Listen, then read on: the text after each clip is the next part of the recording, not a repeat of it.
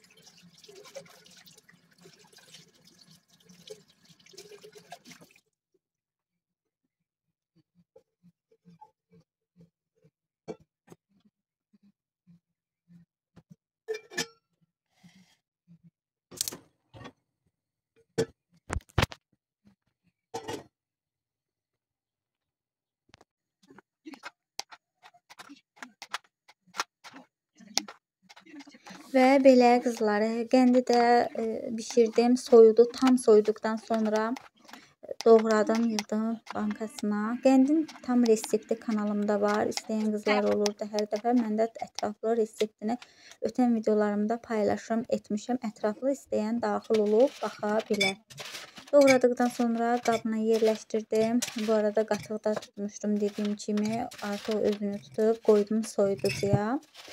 Qatığın da tam resepti, yəni ətraflı resepti kanalımda var. İstəyən daxil olub ətraflı baxa bilər. Belə bu günlük bu qədər. Videomu izlədinizsə, izləyib bəyəndinizsə, bəyən işarəsi qoyub abunə olmağı unutmayın. Sizin hər bir dəstəyiniz, bəyəniniz mənim videolarımın önə çıxmağında böyük əhəmiyyət daşıyır. Bunun üçün öncədən hər birinizə təşəkkür edirəm. Sağ olun, sağlıqla qalın. Gələn videolarda görüşmək üzrə.